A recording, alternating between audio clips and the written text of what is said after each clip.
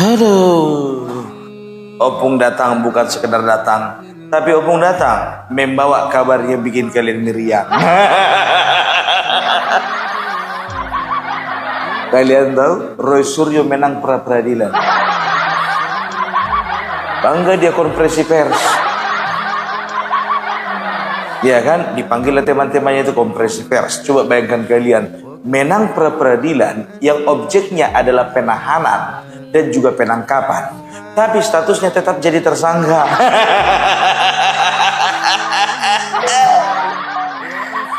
Statusnya tetap jadi tersangka. Inilah yang dinamakan menang tapi kalah, tertawa tapi menangis. Menang tapi kalah, tertawa tapi menangis. Apa artinya itu Popar bilang? Tanya aja sama Bapak Joko Widodo, nanti pasti jawab aja, sudah, tapi belum. Itu adalah jawaban yang out of the box. Tapi girang kali dia, biar tahu kalian, girang kalian, entah apa yang digirangkannya. Kita lihat dulu. Biar tahu kita merayakan kegembiraan ini, ya kan? Yang lucunya biar tahu kalian, pendukung Bapak Joko Widodo ikut-ikutan marah, ikut-ikutan ngerasa sial gitu loh, kok bisa menang? Dibiarin aja. Menang tapi tetap tersangka. Kalau ku bilang sebetulnya ini orang, ya kan? Ini orang adalah orang yang tidak meninggalkan temannya sendirian di sidang perkara pokok. Tiba dibiarnya sidang perkara pokok biar tahu kalian. Nah dia asik sibuk pra peradilan. Nah nanti biar tahu kalian, dia mau bikin lagi mengajukan pra peradilan yang kedua. Objeknya berbeda. Aduh, kita lihat dulu ya. Patut bersyukur kepada Tuhan Yang Maha Kuasa, Allah Subhanahu wa taala, yang telah dengan secercah harapannya memberikan kita semangat, memberikan kita asa, memberikan kita niat untuk memperbaiki hukum negeri. Ini hukum bukan untuk saya, bukan untuk Roy Suryo dan tim kuasa hukum Tokam yang hari ini mendampingi saya, tetapi adalah untuk kita semuanya. Juga untuk sahabat-sahabat pejuang kami yang ada di seberang sana, yang ada untuk Bu Dr. Tifa, yang ada untuk Bu Kurnia, yang ada untuk Mas Rustam, dan juga untuk Pak Rizal Fadila. Ini adalah untuk kita semuanya. Yang kedua, kami ingin mengaturkan terima kasih atas kebijakan yang luar biasa, pertimbangan kepada hakim tunggal, ya. Kalau tidak salah namanya Pak Ketut. Sebentar dulu. Kemarin waktu kau dibebaskan, ya, waktu gak jadi tahan, kau pertama sekali kau mengucapkan terima kasih kepada Bapak Prabowo. Si Tipa begitu juga. Saya yakin Bapak Prabowo punya andil. Dengan kami tidak ditahan ini, saya mengucapkan terima kasih kepada Bapak Prabowo. Bagaimanapun beliau punya andil. Nah setelah dipertanyakan, ya, dan ada tercium seolah-olah ini ingin mengadu domba, ya, seolah-olah Bapak Prabowo ada di belakang mereka semua, baru mereka kemarin klarifikasi, ya kan? Ini minta maaf ya, ini saya mau klarifikasi. Kami mengatakan tidak ada sangkut pautkan dengan Bapak Prabowo. Kami tidak membawa-bawa nama Prabowo.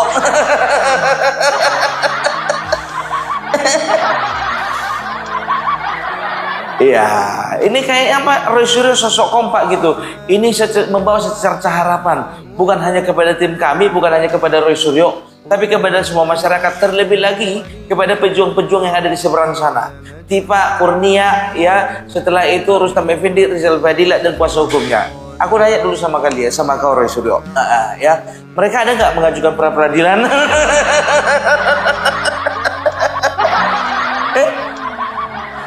Aku jadi tanda tanya gini loh, ya kan, kalau Roy Suryo menang pra peradilan kan begitu, yang mengajukan Roy Suryo.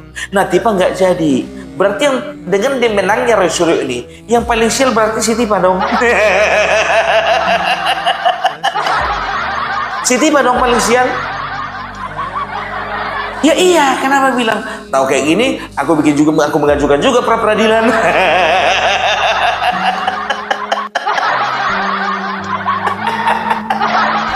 Aduh. tapi jangan mengatasnamakan rakyat Indonesia dong Mas, ya. Nggak semua rakyat Indonesia mendukung loh. Nah, lanjut. Ya kalau tidak salah. Terima kasih Matur Suksma Pak Ketut atas pertimbangannya yang sangat luar biasa. Jadi itu benar-benar sesuai dengan fakta persidangan. Kita akan tetap memperjuangkan nanti ketika hari Jumat itu akan ada pra-peradilan yang kedua. Pra-peradilan kedua itu ada hari Jumat dan itu apa isinya nanti akan disampaikan. Dan saya juga ingin sampaikan, hari ini kita menyelesaikan pra-peradilan di Jakarta Selatan. Kita juga akan mengikuti nanti perkara pokok itu di Jakarta Timur. Tapi kemarin kita mengajukan gugatan ya PMH itu apa sih? Perbuatan melawan hukum di Jakarta Utara. Iya, keliling-keliling Jakarta kau. Perkara pokok Jakarta Timur, pra-peradilan Jakarta Selatan, perbuatan tindakan melawan hukum Jakarta Utara. Gak sekalian aja ke Sumatera Utara.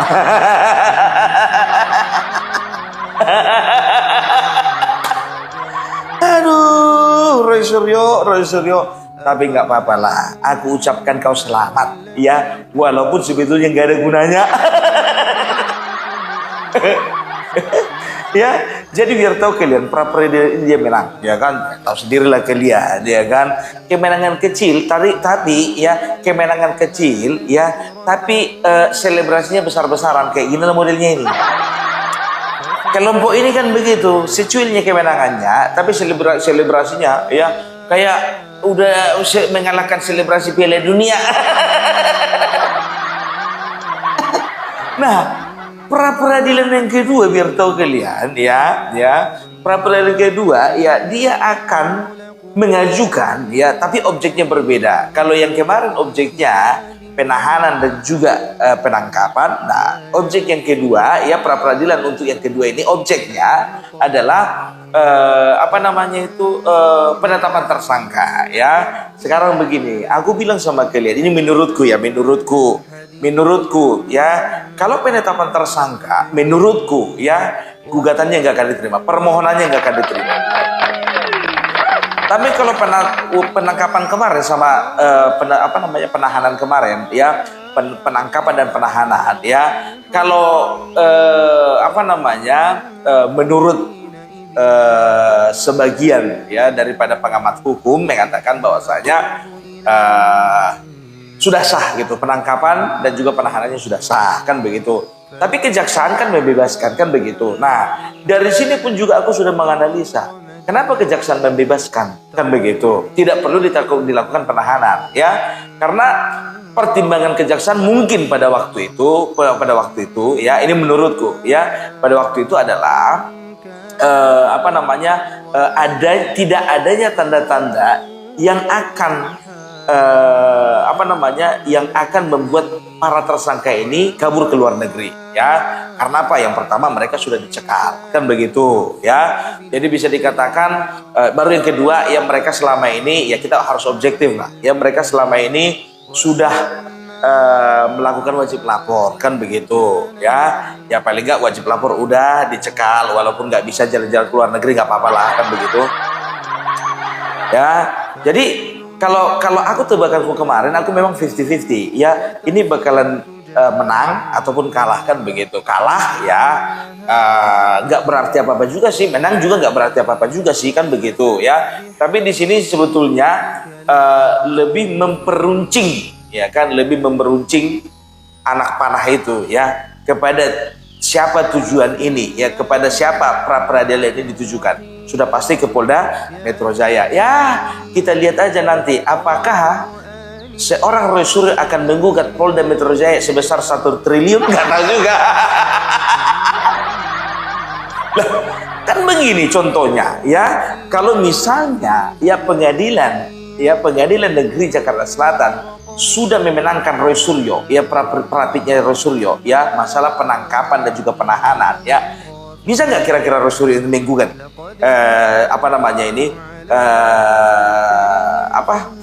Polda Metro Jaya gitu loh secara perdata? Bisa aja sih sebetulnya. 1 triliun lumayan kan biaya operasional.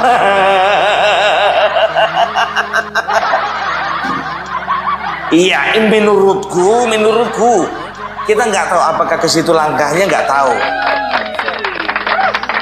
Nggak tahu biasanya ya dalam beberapa kasus kan begitu. Dalam beberapa kasus yang berbeda biasanya kalau sudah menang pra peradilan kan begitu, itu biasanya menggugat kembali ya yang menjadi termohon gitu loh, menggugat kembali secara perdata.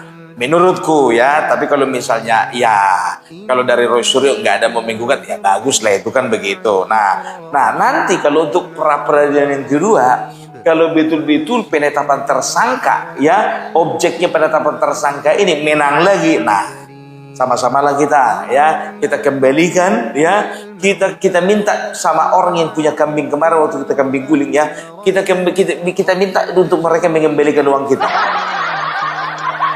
Iya, tapi bagaimana bisa Parbela kambingnya itu udah kita makan. Ya pokoknya yang penting ya kita harus sporting. Dan juga untuk bapak yang kemarin sudah bernazar ya, potong gundul, ada salah satu biar tahu kalian ya, penontonnya Parbela kemarin sudah terlanjur nazar kalau di sore ditangkap, gundul dia biar tahu kan, gundul biar tahu kalian 2 hari setelah gundul dia Roy Suryo dibebaskan. dilepaskan Roy Suryo. Bayangkan kalian kayak mana ceritanya nazar bapak itu. Makanya aku bilang bapak ya, nanti kalau misalnya dia mengajukan pra peradilan jangan bikin nazar lagi, aku bilang.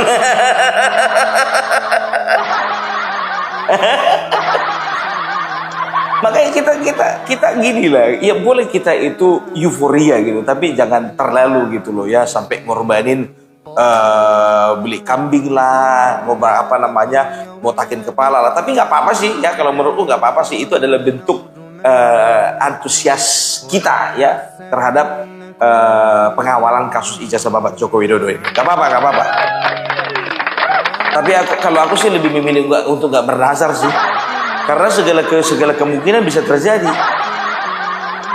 Penetapan kemarin ya dimulai dari terlapor dari 12 jadi 8. Padahal bukan bilang apa, berharap kali aku ya ikan buntel yang badannya mirip Parbela, walaupun tinggi badannya beda ya, kepengen kali itu dia apa jadikan tersangka, nggak taunya nggak jadi. Dan juga AS yang menjadi komandan daripada pengacara mereka, aku juga kepengennya sebetulnya ini orang ya ditetapkan juga jadi tersangka, nggak jadi juga. Begitu dari awal-awal pun juga udah kuliah. Nah, ini kayaknya ini udah politis ini ya. Di dalamnya pasti ada trik dan intrik, ada permainan. Makanya jangan terlalu bawa perasaan ya, kita baca aja arah permainannya kemana kan begitu. Kalau misalnya striker sebelah kanan, striker kanan menggunakan kaki kanan, berarti tembakannya ke kiri kan begitu. Kalau striker kiri menggunakan kaki kiri, berarti tembakannya ke kanan kan begitu. Tergantung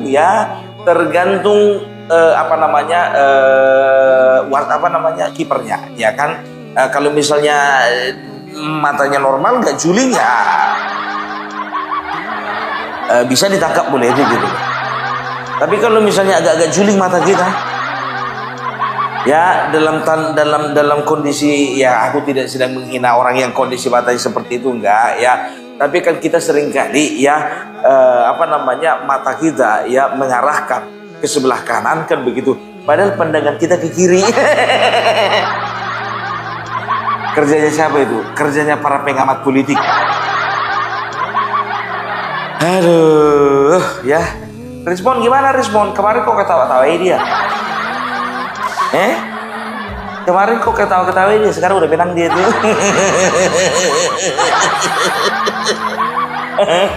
Ya, kita dengarkan dulu tanggapannya si Respon sedikit aja.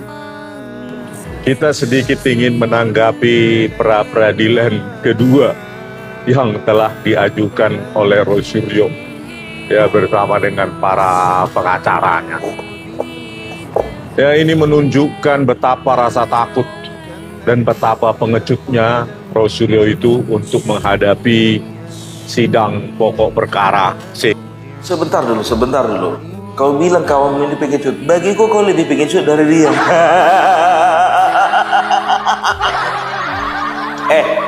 Rismon, ya gara-gara ulah-ulah sebetulnya satu negara ini kacau. Tahu kau? Jangan kau bilang-bilang anak orang pengecut sementara kau pengecut. Kemarin aku baru jalan-jalan di kampungnya di Belige, biar tahu kalian. Dia kan main-main aku di tepi Danau Toba itu. Mau ku panggil dia, tapi sayang aku nggak punya nomor teleponnya. Nggak perlu kau narasikan orang pengecut ya. Kalau kau memang betul-betul bukan pengecut, harusnya dari awal kau bersama-sama dengan mereka. Itu harusnya kau sebagai teman setia, teman sejati, tidak meninggalkan mereka cuma gara-gara laporannya sibil, gara-gara laporannya YouTuber Nusantara. Kau share untuk ke Solo kok gara-gara YouTuber Nusantara kan melaporkan kau kan. Tapi untunglah, puji Tuhan, alhamdulillah, ya kan, gara-gara itu jadi terbongkar semua, ya, semua skandal-skandal mereka, termasuk skandal perselingkuhan dari 8 orang pasangan itu. Dari semua yang kau bilang, aku lebih tertarik yang 8 orang yang kumpul kebo itu. Lebih tertarik aku bahas itu. Dari semua yang kau sampaikan, mau kau bilang ada transplantasi lah, mau kau bilang ada afiliasi lah, asimilasi lah, apapun segala macam, tingkat kecerahan segala macam, aku gak peduli. Yang ku pedulikan itu dari kau, yaitu yang kau bilang itu, cuman itu dia, perselingkuhan dari 8 pasangan. Pasangan mesum. Ternyata bukan pasukan perjuangan, ternyata pasukan selangkangan. Kau bilang-bilang orang pengecut, gentleman dong. Kalau dari awal kau memang betul-betul mengatakan ijazah Bapak Joko Widodo, kau sendiri mengatakan kan, ya 11.000 triliun palsu itu. Begitu ketahuan ijazahmu juga nggak jelas, belok kau langsung ke Solo kau. Karena apa? Minta maaf ya kawan-kawan ya, kalau kalian mau simpati sama ini orang terserah kalian. Tapi aku menganggapnya ini hiburan sekarang. Apapun yang dikatakannya nggak akan pernah membuat aku simpati sama dia. Tapi aku jadikan aja hiburan.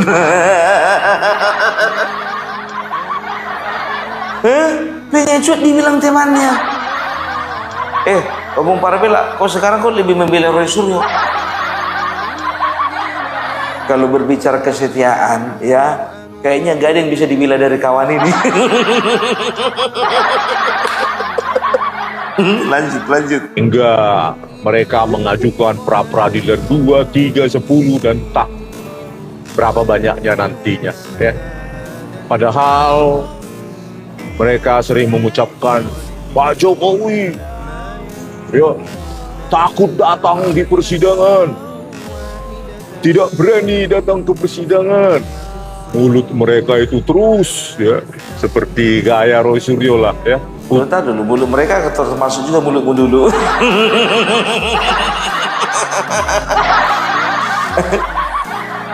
Dari siapa kau belajar pakai kacamata hitam? Dari Bung Parabela. Aduh, tapi nggak apa-apa lah ya, nggak apa-apa lah. Kau memang betul-betul dibutuhkan ya di tim kuasa Bapak Joko Widodo, karena Bapak Joko Widodo memang untuk membasmi mereka itu. Tapi bukannya bilang apa kawan-kawan ya, narasi mereka ini memang begitu ya kan, dasar Joko Widodo pengecut ya. Saya kayak Siti Pak kemarin itu, apa dikatakannya, apa dibilangnya, kita lihat nanti Joko Widodo, saya harap dia mau datang ke persidangan. Kalau nggak mau datang ke persidangan berarti dipertanyakan. Sekarang begini, kalian yang selalu kuar-kuar Bapak Joko Widodo seolah-olah nggak mau datang ke persidangan, kan teriakan-teriakan kalian aja itu, ya kan. Sementara Bapak Joko Widodo sudah mengatakan lewat kuasa hukumnya, datang nanti pasti ke persidangan pokok, kan begitu. Sekarang begitu, aku tanya dulu sama kalian, ya kan. Sekarang Bapak Joko Widodo udah dipanggil belum ke pengadilan? Udah dipanggil belum untuk dihadirkan ke persidangan? Belum kan? Kecuali kalau nanti ya di persidangan ya hakim menyatakan untuk memanggil Bapak Joko Widodo, ya mengundang Bapak Joko Widodo untuk hadir di persidangan, dan Bapak Joko Widodo nggak mau, baru kalian kuar-kuar. Timingnya belum dapat, ya belum ada pemanggilan saksi pelapor, ya apa dibilangnya, apa mereka bilang itu, ya apa namanya, kita akan lihat apakah Bapak Joko Widodo sanggup akan menjawab semua pertanyaan daripada pengacara yang akan menanyakan dia satu persatu. Nah, nih, si Michael Sinaga nih, kita dengarkan ya. Narasi mereka ini nggak pernah konsisten. Tadi saya mau bilang, saya mau mendoakan 2 atau 3 minggu lagi saat waktunya Pak Jokowi datang ke sidang dan ditanyai di kursi saksi pelapor, saya mendoakan benar-benar datang. Atau nanti akan seperti Bang Andi katakan tuh.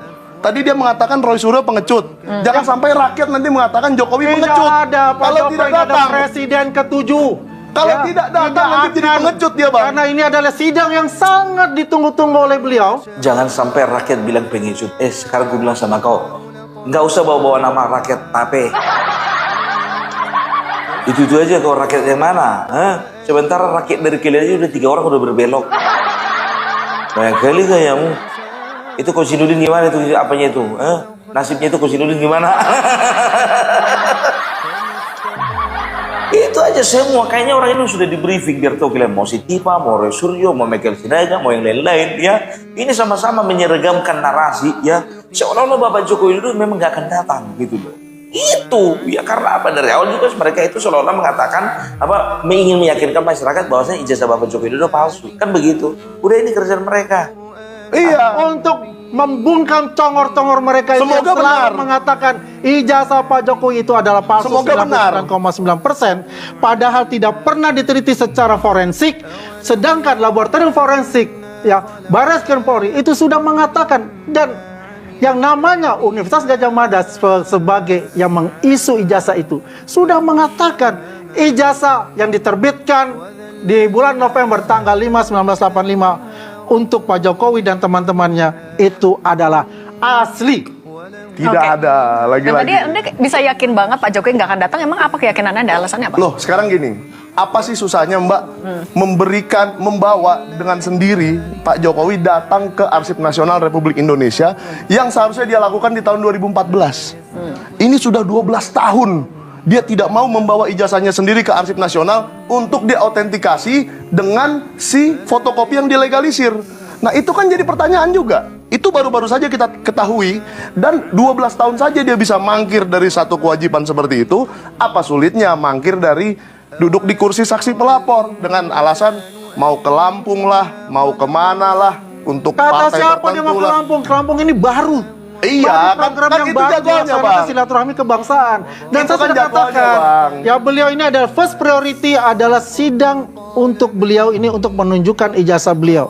First priority. Semoga benar. Sedangkan yang namanya silaturahmi kebangsaan itu pasti akan mengadjust waktunya mengikuti sidang ini ketika beliau dipanggil oleh PN Jakarta Timur sebagai saksi pelapor pada saat Itu dia. Jadi jangan seolah-olah Bapak Joko Widodo mau pergi ke sana, pergi ke sini itu mau menghindar daripada persidangan. Emang kenapa? Berapa kali rupanya ke sidang? Berapa kali rupanya persidangan? Tiap hari? Tiap hari rupanya? Nampak kali kau butuh kali kau informasi untuk kontenmu. Banyak kali gayamu. Bapak Joko Widodo kemarin ya, Opung Parmila nemanin ya, ngawani di beliau ya dari tanggal 26, 27, 28. Sudah dari kemarin sampai sekarang, ini sekarang sudah tanggal 4, gak kemana-mana tuh. Kalau misalnya Bapak Joko Widodo dipanggil tanggal 3 oleh persidangan kemarin, gak apa-apa, datang beliau. Kan begitu. Nah sekarang kan kita tunggu aja nanti Bapak Joko Widodo akan pergi ke Cirebon, akan pergi ke Jawa Tengah, akan pergi ke Manado, akan pergi NTT dan yang lain sebagainya. Cuman gara-gara moncong kalian Bapak Joko Widodo nggak bisa kemana-mana. Emangnya Bapak Joko Widodo Roy Suryo dicekal kemana-mana?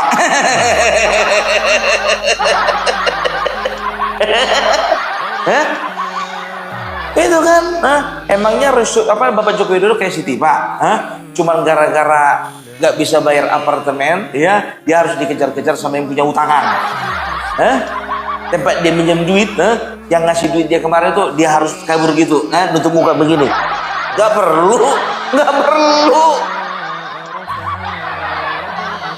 Itu Kosinudin gimana kabarnya? Kemarin Roy Suryo ya sama temannya yang satu itu ya Abdul Gofur Sangaji memberikan klarifikasi ya bahwa kita bersama-sama kok, Kita nggak kenapa-napa kok. Kita tetap bersama kok dengan tim Taka. Ya bersama-sama, tapi kenapa si Coach ini ngoceh itu di Madinok? Nggak ada kok pemecatan. Masa iya nggak ada pemecatan?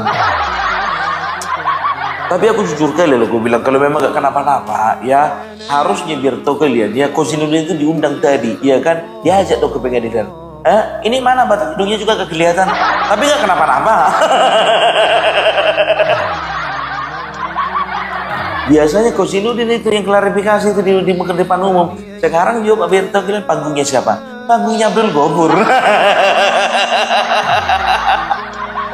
Gue bilang sama kalian ya, kalau pengacara ini biar tahu kalian ya, makanya rebutan mereka terus-terusan nongol di kamera, terus-terusan nongol di TV itu karena apa bilang ya?